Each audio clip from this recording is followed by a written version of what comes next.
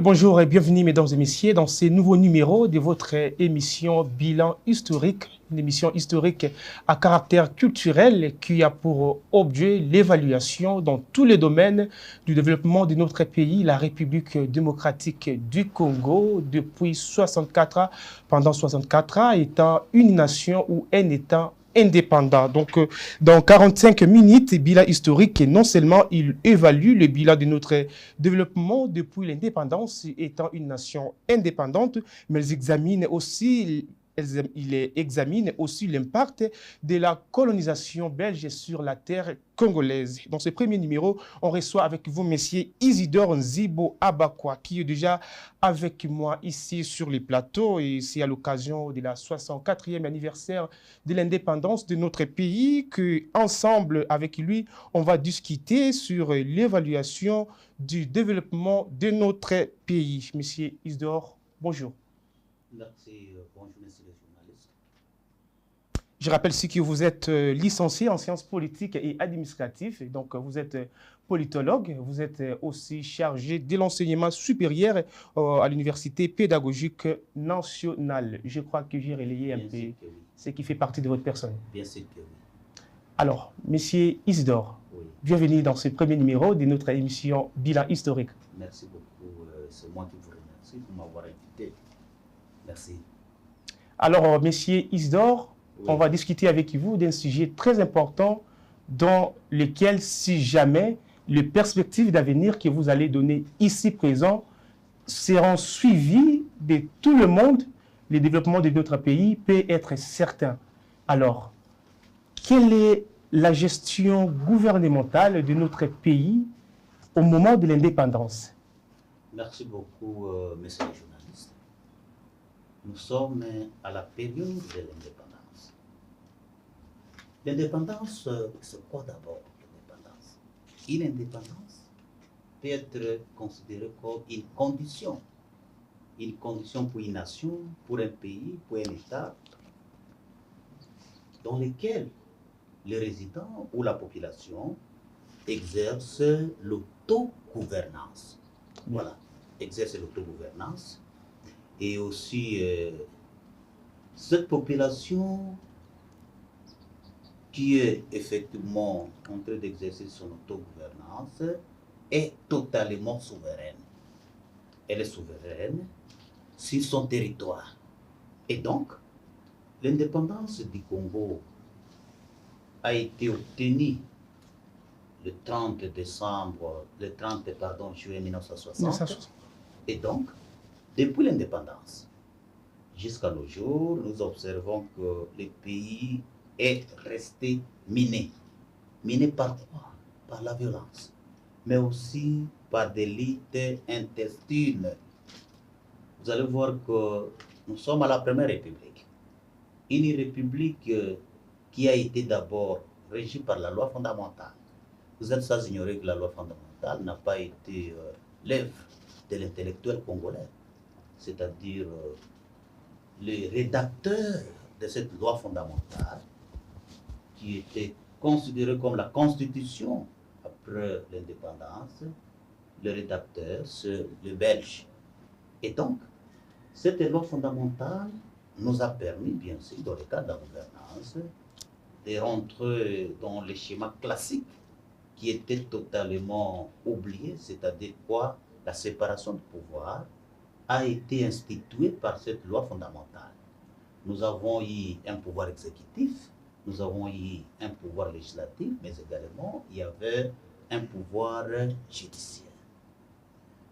Les Congolais qui étaient absents sous la colonisation, dans la gouvernance de leur État, sont devenus acteurs principaux de la gouvernance de l'État pendant l'indépendance. C'est-à-dire quoi? Nous avons observé pour la première fois, après les élections municipales qui se sont organisées dans certaines entités administratives, particulièrement dans certaines communes, au lendemain de l'indépendance, c'est-à-dire à partir des années 1957, pour qu'on arrive à installer, n'est-ce pas, les institutions politiques de la Première République, c'est-à-dire du Congo indépendant, on a observé que les élections qui se sont organisées dans le cadre de la loi fondamentale nous ont permis, c'est-à-dire nous ont servi d'installer les premières institutions de la Première République. On a organisé d'abord les élections législatives. C'est-à-dire, à cette époque, on avait un parlement bicaméral, c'est-à-dire cette structure du parlement bicaméral composée de la Chambre des représentants et du Sénat a permis à ce que les Congolais de l'époque, particulièrement les hommes, puissent élire, n'est-ce pas, les députés nationaux, mais aussi au niveau des assemblées provinciales. Et les députés provinciaux, à leur tour, devraient élire, n'est-ce pas, le sénateur. Et on a observé que la loi fondamentale a prévu la cooptation, n'est-ce pas, de certains chefs coutumiers qui devraient être membres du Sénat. Et donc, cette élection législative a permis, n'est-ce pas, la mise en place des pouvoirs exécutifs. Pourquoi elle a permis la mise en place du pouvoir exécutif? Parce que le président de la République devrait, conformément à la loi fondamentale, être élu, n'est-ce pas, au suffrage indirect. Parce qu'on ne peut pas parler de suffrage universel, parce que les femmes n'ont pas eu le temps de voter, n'ont pas retrouvé leur droit au vote. Exactement. Et effectivement, nous avons aussi observé que c'est à travers cette élection qu'on a eu à avoir un gouvernement issu de la majorité parlementaire, d'abord conduit par Émérite Patrice Lumumba. Et donc, la gouvernance de la Première République, qui a été d'abord caractérisée par des institutions qui devraient être pilotées par les Congolais, comme je viens de dire, n'a pas, en quelque sorte, donné des réponses aux préoccupations du peuple congolais. Parce que, qu'est-ce qu'on a observé? La colonisation, ou soit les Belges, n'ont pas pu préparer l'élite congolaise à mieux gérer, n'est-ce pas, le pays après l'indépendance. Qu'est-ce qu'on a observé comme je viens de dire? C'est-à-dire, sur ces questions, M. Isidore, vous voulez dire que l'indépendance de notre pays, elle a été prématurée, donc ce n'était pas le temps convenu pour avoir l'indépendance. Est-ce que les citoyens congolais, Émérite Patrice Lumumba et d'autres, devaient forcément être préparés par le gouvernement belge? Merci beaucoup pour cette question. Vous savez, la gouvernance d'un État repose d'abord sur l'ordre qui devrait conduire, piloter en quelque sorte tous les secteurs de la vie nationale. Qu'est-ce que nous avons observé? Sur le plan politique, bien qu'il y ait eu éveil de conscience, mais l'homme politique congolais, je confirme que l'homme politique congolais n'a pas été totalement préparé pour conduire, n'est-ce pas, la destinée de cette nation. Sur le plan politique, parce que vous avez parlé de tous les domaines, qu'est-ce que nous avons observé? Nous sommes à la Première République, une jeune république qui devrait, n'est-ce pas, conduire la destinée de notre peuple. Qu'est-ce qu'on a observé? Comme je viens de dire, les querelles intestines. Mobutu va faire son premier coup d'État la même année que nous avons obtenu l'indépendance. Et cela a permis, n'est-ce pas, de neutraliser les institutions, c'est-à-dire ce coup d'État-là a poignardé en quelque sorte l'élan de la démocratie. Okay? Déjà, la démocratie instituée par la loi fondamentale, ça c'est sur le plan politique. Et vous allez voir que la neutralisation, n'est-ce pas, des institutions a permis à ce que le président de la République va dire au Premier ministre, désormais, vous n'allez plus être Premier ministre.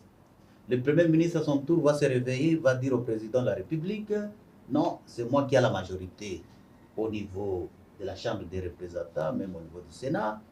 Et donc, cette majorité peut vous destituer. Donc, vous allez voir que ces querelles-là, cette discussion-là, ont retardé ou soit ont poignardé, n'est-ce pas, l'art de la démocratie. Et donc, je peux vous confirmer, comme vous venez de poser la question, que les Congolais n'étaient pas totalement préparés sur le plan politique pour gérer, n'est-ce pas, le destin de sa nation. Oui, la Première République, c'est la Première République, peut-être qu'il y a eu ces difficultés, mais aujourd'hui, on fait 64e année depuis l'indépendance. Est-ce que vous croyez vraiment que durant toutes ces années-là, il n'y a aucun gouvernement qui pouvait quand même recadrer encore cette politique? Merci beaucoup pour la question. De manière générale, je ne peux pas, si on arrive à faire un bilan ou évaluer la gouvernance de l'État de 60 à nos jours, je pense qu'il y a eu des moments forts, c'est-à-dire, mais il y a aussi des limites, c'est-à-dire des faiblesses que nous pouvons nécessairement dire tout haut pour qu'on arrive réellement à relever comme défi. D'abord, sur le plan politique, je répète parce que qu'est-ce qui fait que le pays ne marche pas? Le pays ne marche pas, je répète, c'est parce qu'il y a ce qu'on appelle l'élite intestine des acteurs politiques. Le positionnement personnel serait à la base de ce que nous avons vécu à la Première République. Et la Deuxième République, caractérisée par l'autoritarisme mobussien, et on arrive sous Mosè Laurent Désiré Kabila, qui a mené une lutte armée pour libérer le pays, mais les mêmes ailes de l'autoritarisme que nous avons observé sous la Deuxième République autoritaire du maréchal Mobutu ont été pratiquées sous l'AFDEL de Mosè Laurent Désiré Kabila.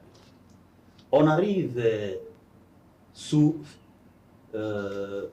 Joseph Kabila, qui a pris le pouvoir, coopté d'ailleurs. Qu'est-ce qu'on a observé? Joseph Kabila arrive au pouvoir, c'est le partage équitable du pouvoir. Donc, les Congolais ont été massivement tués, parce que les belligérants qui ont effectivement tué les Congolais deviennent des dirigeants. Et donc, ils devraient d'abord s'occuper de leur ventre, mais aussi procéder à un partage équitable et équilibré de pouvoir. Et quelle a été, n'est-ce pas, la place du peuple congolais? Donc, on arrive à la Troisième République.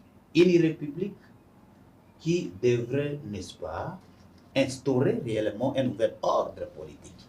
Effectivement.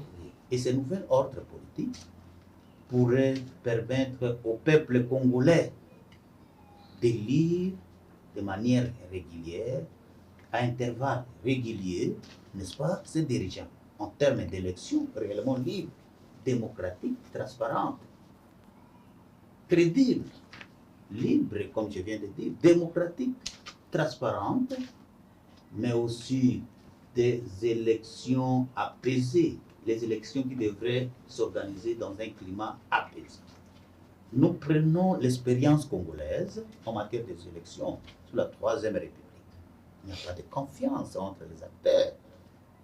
Dans tous les cycles électoraux, c'est-à-dire les 4 cycles électoraux que nous avons connus de 2006, c'est celui de 2011, de 2018 et celui de 2023. Qu'est-ce que nous observons? Un manque de confiance au niveau de la structure qui organise les élections. Il y a certains acteurs qui constatent que la structure organisatrice des élections, c'est-à-dire la centrale électorale, elle est beaucoup plus inféodée, c'est-à-dire fait le jeu du pouvoir. Et deuxièmement, on a observé que Dans tous ces processus, il n'y a que des contestations. Il n'y a que des contestations en contestation. Des contestations en contestation. Mais justement, qu'est-ce qui est à la base de tout ça, monsieur? Je reviens à mon point de départ pour vous dire que le pays est resté miné par le lutte intestine des acteurs politiques. C'est-à-dire? C'est-à-dire quoi? Les acteurs politiques se positionnent, ok, au fil du temps. Sous la Première République, vous allez voir que ces querelles-là, c'était juste pour raison de positionnement. Mobutu arrive au pouvoir, il va éliminer l'opposition. C'est pour se maintenir. Il va, que ce soit l'opposition politique, que ce soit l'opposition civile. Et c'est lui le maître du jeu. De même aussi, les belgérants vont s'imposer sans volonté du peuple. Et sous la Troisième République, vous voyez, ce sont les mêmes pratiques que nous avons décriées. Les mêmes pratiques. C'est-à-dire, vous allez voir que je répète, lutte intestine signifie quoi? Ceux qui détiennent le pouvoir n'arrivent pas à partager avec les autres. Le problème du Congo, c'est le problème des manques de consensus. Il n'y a pas de consensus dans la gouvernance de l'État. Et pourtant, quand vous lisez nos textes, il y a des mécanismes institutionnels, des mécanismes juridiques qui pourraient permettre, n'est-ce pas, de gérer le pays de manière consensuelle pour avancer. Et donc, je voulais, excusez-moi, je voulais vous dire que le bilan, comme je viens de dire, parce que nous sommes encore un pays, mais un pays, c'est quoi un pays? Un pays, c'est un territoire habité et limité par des frontières. Mais ce territoire-là doit être organisé. L'organisation de ce territoire, de manière globale, pour réaliser les besoins de base exprimés par la population, c'est ce que nous appelons État. L'État n'est rien d'autre qu'une organisation d'un pays, de manière globale. Mais on se pose des questions. Depuis l'indépendance jusqu'à nos jours, avons-nous réellement un État? Surtout indépendant. Depuis l'indépendance. Parce qu'un État doit nécessairement remplir certaines conditions. Effectivement. Autrement dit, c'est l'État qui est l'acteur principal du développement. Effectivement. Et quand on observe le sous-développement, la responsabilité devrait être incombée à l'État. Donc, on est en présence d'un État qu'on appelle un État failli. Un État qui n'arrive pas à assurer ses missions régaliennes, ou soit ses missions modernes. C'est comme notre État aujourd'hui. Et quand nous observons de la Première République, en passant par la Deuxième République, les différentes transitions, les 16 ans de transition que nous avons connus, et la Troisième République est régie par la Constitution du 18 février 2006, ce sont les mêmes pratiques. C'est-à-dire que l'État congolais est caractérisé par des dysfonctionnements. Donc, les règles ne sont pas respectées. Mais aussi, les gens ont même tourné le dos à l'État pour vraiment pratiquer l'informel. C'est-à-dire l'État congolais. Oui, parce que l'État lui-même n'est pas peut-être responsable, comme vous le dites. Et voilà. Autrement dit, de l'indépendance à nos jours, ce sont les mêmes pratiques. Nous observons que l'État congolais, qui devrait, n'est-ce pas, assurer cette indépendance, c'est-à-dire l'autogouvernance, qu'on ne va plus dépendre à tel ou tel autre État, c'est ça d'ailleurs l'indépendance, c'est ça le but de l'indépendance, mais aussi de retrouver notre souveraineté. Qui dit souveraineté, c'est le pouvoir de se gouverner par ses propres lois. Et donc la souveraineté est considérée comme un pouvoir illimité, un pouvoir absolu que détient l'État sur son territoire. même si sa population. Mais qu'est-ce que nous observons? Cette souveraineté de l'État congolais est mise en cause parce que le territoire de la République démocratique du Congo est menacé à tout moment. Chaque jour, on nous parle de l'insécurité à l'est, la République. Ce n'est pas seulement à l'est, mais cette situation n'a pas commencé aujourd'hui. Elle a commencé depuis l'indépendance. Comment l'État congolais n'arrive pas à sécuriser, c'est-à-dire à assumer ses missions régaliennes, celle de sécuriser les personnes et leurs biens. Ça, c'est sur le plan économique, nous avons observé que quand M. Kasavubu était à la tête, parce que je vous ai dit, il y a eu quand même des moments forts. Oui. Kasavubu avait appliqué réellement la bonne gouvernance, parce que l'économie congolaise, à l'époque, devrait être mesurée, par rapport aux certains États que nous considérons aujourd'hui comme des États émergents, comme le Brésil et les autres, même l'Afrique du Sud, étaient derrière nous. Mais aujourd'hui, nous sommes classés parmi les États pauvres du monde. Pourquoi? Parce que dans tous les domaines de la vie, je répète parce que vous m'avez parlé de différents domaines, là, sur le plan politique, qu'est-ce qu'on observe? Nous observons ce qu'on appelle un déficit de la démocratie. On parle de la démocratie, mais la démocratie réellement n'existe pas. C'est ça ce qu'on appelle, dans un terme politologique, une démocratie tutélaire, où nous avons des structures. Nous avons effectivement un parlement, nous avons un gouvernement, nous avons toutes les institutions, de même aussi. On a avancé, on a créé des institutions d'appui à la démocratie. C'est théorique, mais dans les faits, c'est le contraire. Ça, c'est sur le plan politique. Il n'y a pas de consensus. Et vous allez voir que le monde, parce que quand on parle des réformes institutionnelles, dans le cadre de la gouvernance, sur le plan politique, on se réfère d'abord sur l'activité électorale. L'activité électorale concerne quoi? D'abord, le mode de scrutin.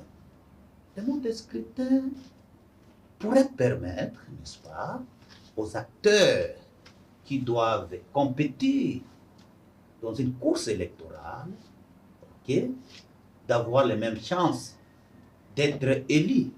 Mais je vous donne un exemple. Quand vous prenez le mode de scrutin qui a d'abord commencé pour les élections de 2018, où on a imposé les seuils, ça défavorise d'autres acteurs. Ça défavorise d'autres acteurs. Le système proportionnel pour les airs ne favorise pas.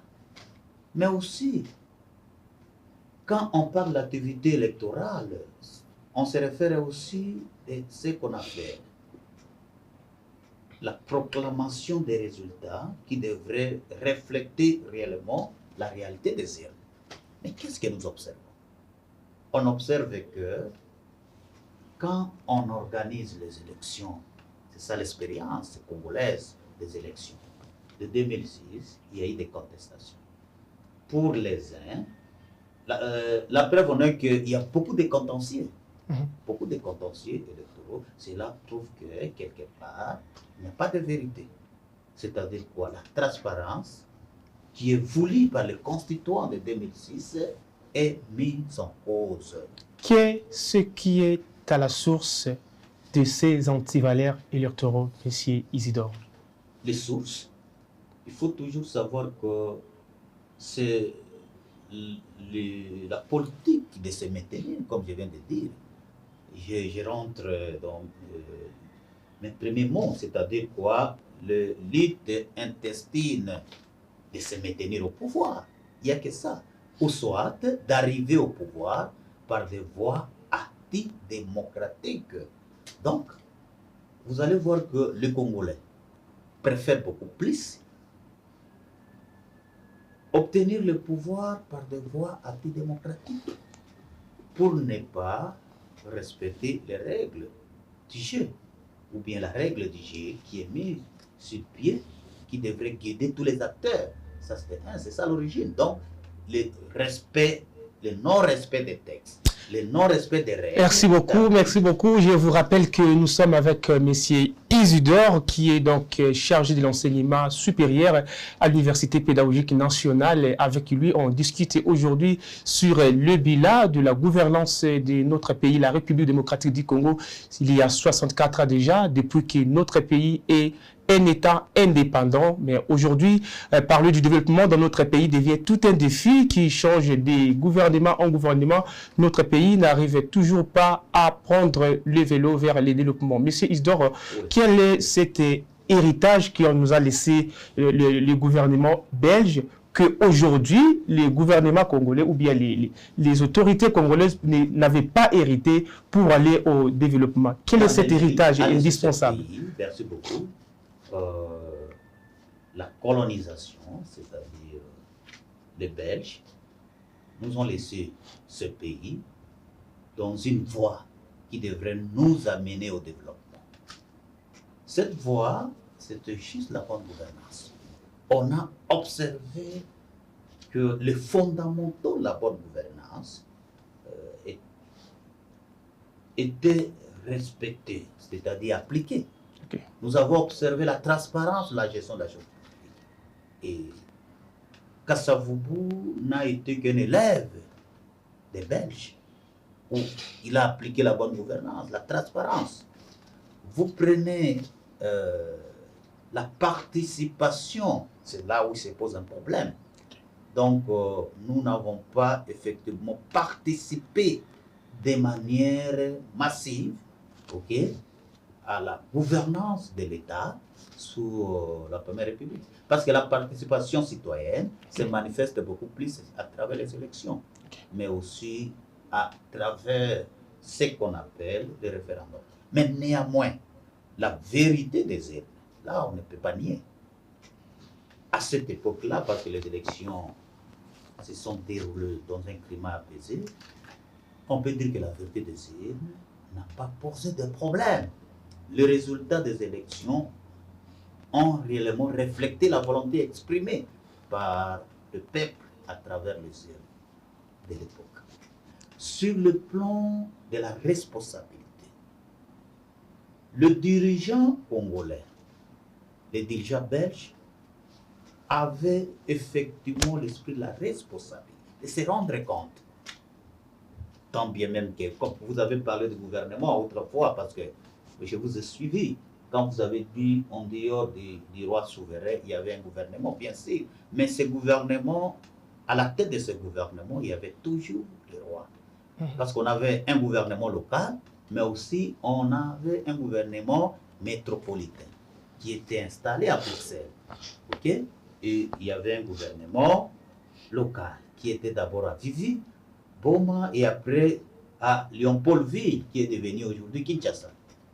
Et donc, vous allez voir que la gouvernance de l'État, parce qu'il y a un bémol qu'on ne devrait pas laisser, c'est quoi? Les Congolais étaient absents de la gouvernance de l'État pendant la colonisation. Il a subi la gouvernance de l'État parce qu'il n'y avait que les Belges qui étaient aux affaires. Okay? Et donc, la mentalité belge nous a permis d'instaurer réellement la bonne gouvernance. Parce qu'à cette époque-là, quand on parle d'un enseignant, parce qu'on demande quand même ceux qui ont vécu l'époque, ils nous disent qu'un enseignant était bien payé. Ok, les conditions sociales n'étaient pas totalement comme aujourd'hui. Et donc, on suppose que nous, Congolais, nous n'avons pas profité de la colonisation pour faire avancer notre pays. Est-ce que justement sur cette question-là, M. Isidore, est-ce que la République démocratique du Congo, les responsables, les autorités devaient forcément hériter cette mentalité belge pour que nous puissions parler du développement de notre pays? Parce que nous sommes aujourd'hui un État indépendant. Pour développer notre pays, je ne crois pas qu'on devait forcément hériter une mentalité étrangère. Aujourd'hui, si jamais les autorités prennent conscience, est-ce qu'il n'y a pas quand même la possibilité de changer notre propre pays par notre propre mentalité et notre responsabilité. La mentalité, d'ailleurs, il n'y a pas de développement sans parler de mentalité. Le développement d'un peuple est surtout question de mentalité. Effectivement. Et donc, moi je pense que le développement doit s'adapter aux réalités socio-économiques ou culturelles de chaque peuple. Mais aussi, il y a en quelque sorte des idéologies ou des cultures qui pourraient nous amener au développement que nous devons nécessairement pratiquer comme voie qui nous amène au développement. Il y a des cultures aujourd'hui qui seraient à la base de notre sous-développement. Prenons par exemple, je vous donne un exemple. L'ethnicisme, ne refuse pas. Est-ce que ça peut nous amener au développement? Point d'interrogation. Mais une culture cosmopolite où il y a un mélange, par exemple, de la culture occidentale, mais aussi de la culture africaine. Et ça pourrait nous amener de prendre ce qui est bon, laissé par nos ancêtres, et aussi prendre ce qui est bon, laissé par l'Occident, pour que nous arrivions à définir, en quelque sorte, une culture politique. Parce que ce qui est obstacle pour nous, nous n'avons pas, jusque-là, une culture politique propre à la République, c'est-à-dire au Congolais. C'est quoi une culture politique propre? Parce que merci beaucoup. On vous suit, M. Isidore. Quand on parle d'une culture politique, la culture politique peut être définie comme ensemble d'attitudes, ensemble de sentiments, des croyances, c'est tout des valeurs. Ok? Ensemble de valeurs, ensemble des idéaux, ok? Ensemble des comportements qui caractérisent, ok, les individus dans un environnement, dans une société donnée. Et donc, nous, en tant que peuple, nous n'avons pas jusque-là une culture politique. La culture politique congolaise est caractérisée par des actives valeurs. Parce que nous sommes dans la gouvernance. Oui, effectivement. Vous trouverez qu'il y a détournement des deniers publics, il y a la corruption à l'outrance à tous les niveaux, dans tous les services. Presque dans tous les services, il y a ces cris-là. Mais aussi, on observe l'anarchie totale dans tous les services. Les règles ne sont pas respectées. Autrement dit, on observe l'indiscipline sociale. Et donc, c'est parce qu'il n'y a pas une culture politique. Les gens arrivent même à considérer les biens publics comme leurs biens privés. Mais monsieur Isidore, comment avoir cette culture politique? Quel est ce coin qui est mieux placé pour mettre en place une culture politique et surtout qui sera respectée pour que nous parlons du développement? Votre première question, la meilleure culture, je répète, qui devrait nous guider, ce n'est pas seulement la culture, la démocratie ou de la participation, oui, mais nous devons alterner dans telle ou telle circonstance. Ok? Nous devons effectivement, par exemple, faire un requis. Il faut appliquer, par exemple, la culture qu'on appelle paroissiale, la culture primitive. Parce que si on arrive aujourd'hui à se confirmer en tant que peuple, parce que nous sommes face à une crise d'identité congolaise. Et nous pouvons, n'est-ce pas, en tant que peuple qui veut se construire, n'est-ce pas, en une nation, nous devons, n'est-ce pas, dire non, nous appliquons une culture purement congolaise. Recours, comme a parlé Mobutu, recours à l'authenticité. Prendre certaines valeurs qui ont fait avancer la République démocratique, ou bien notre peuple, nos ancêtres, nos aïeux, pour que ces valeurs-là constituent des valeurs qui pouvaient conduire la gouvernance de l'État. Okay? Donc, ce qu'on appelle la sécularisation culturelle, c'est-à-dire certaines valeurs ancestrales, certaines valeurs modernes, okay, qui pourrait permettre aux Congolais de forger une culture politique qui pourrait, n'est-ce pas, guider le peuple. Pourquoi je dis ça? Parce que nous avons une crise d'hommes. Ok? Donc, on observe la crise d'un État développé en République démocratique du Congo. C'est là. La première responsabilité, ce sont les hommes qui pilotent les navires, qui nous dirigent, je viens de dire. Et nous manquons jusque-là une culture. Nous manquons une culture. Une culture développée d'ailleurs par les Congolais, qui est caractérisée par des actifs valeurs, qui ne peut pas... Je vous ai suivi parler... Continuez. Qui ne peut pas effectivement nous amener au développement. Donc, je reviens à ce que vous avez dit. La culture la plus mieux indiquée pour nous permettre à se développer, c'est de combiner. Combiner la tradition, combiner la modernisation, et nous pouvons forger une culture cosmopolite ou idéologie cosmopolite qui pourrait, n'est-ce pas, reposer sur certaines valeurs traditionnelles et modernes qui devraient nous pousser à se développer. Prenons par exemple, si on veut parler des sursauts patriotiques. Aujourd'hui, les pays menacés ne pouvons pas toujours admettre certaines valeurs occidentales où on nous impose certaines choses, une culture qui n'est pas la nôtre. Merci beaucoup, Monsieur Isidore. Merci beaucoup pour votre présence sur les plateaux des Mondico Télévision dans le bilan historique de notre pays. On avait analysé avec vous sur la gouvernance de notre bilan de la gouvernance de notre pays. Géré par nous-mêmes il y a 64 ans. Et quel est le bilan? C'est ce qu'on a discuté avec vous. Mais en tout, Monsieur Isidore, quelles sont les perspectives d'avenir qu'aujourd'hui les dirigeants congolais ou ce que les citoyens, les Congolais en général, peuvent mettre en place pour que nous parlons du développement de notre pays? Merci beaucoup, monsieur le journaliste. Comme je vous ai dit, le bilan, il est difficile de faire un diagnostic alarmant de l'évolution de notre pays. Il faut toujours positiviser les choses, mais aussi parler de ce qui n'a pas marché. Je pourrais dire que de manière générale... les perspectives d'avenir, parce qu'on part vite, il est question de temps. Oui, les perspectives d'avenir. L'accent devrait être d'abord mis sur l'homme que sur les structures ou les institutions. Ok? Nous avons des institutions, bien sûr, nous avons des organisations, mais ces institutions-là devraient être pilotées par des hommes compétents, mais aussi qui ont une moralité.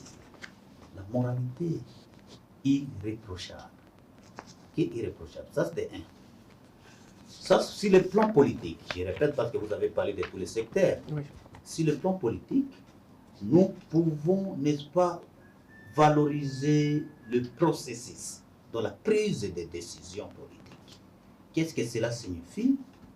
Nous ne pouvons pas monopoliser le pouvoir pour dire que il faut exclure d'autres catégories sociales rapidement parce et rester avec un groupe d'individus. Non, nous devons favoriser d'autres groupes marginalisés à travers le consensus. Merci beaucoup. Merci. Je termine. D'accord, allez-y. Deuxièmement, sur le plan économique, la gouvernance congolaise est caractérisée par la prétention, par l'informel aujourd'hui, de manière générale. Mais qu'est-ce que nous devons faire? Nous devons encourager la production. Parce que la croissance économique devrait se faire à travers la production et la maîtrise du cadre macroéconomique. Aujourd'hui, vous avez l'histoire de la dépréciation monétaire. Pourquoi pas, effectivement, dédollariser notre économie, prendre certaines mesures nécessaires qui devraient nous permettre à dédollariser notre économie pour que, sur le plan économique, nous devenons réellement indépendants, mais aussi souverains. Sur le plan social, c'est la cohésion nationale. Nous devons, n'est-ce pas, mettre l'accent sur la cohésion nationale. Il n'y a pas de nation sans parler de la cohésion nationale. Parce que la nation, c'est de vouloir vivre ensemble. Et cette cohésion nationale ne peut se créer que dans l'esprit de diversité de nos différentes cultures que nous avons dans notre pays. On va continuer, on va en parler. Je crois que le sujet est vraiment très long et nécessaire. On va en parler la prochaine fois, le prochain numéro de cette émission Bilan historique. Je vous rappelle que j'étais avec M. Isidore Nzibo Abakwa. Il est responsable de l'enseignement à l'Université pédagogique nationale au département des sciences politiques et administratives. Merci d'avoir répondu à notre émission et j'espère que vous reviendrez encore très bientôt pour continuer avec ces sujets parce que le développement de notre pays, c'est ce dont on a besoin. Et vous et moi, on se retrouve très prochainement pour les deuxièmes numéros de cette émission. Ciao.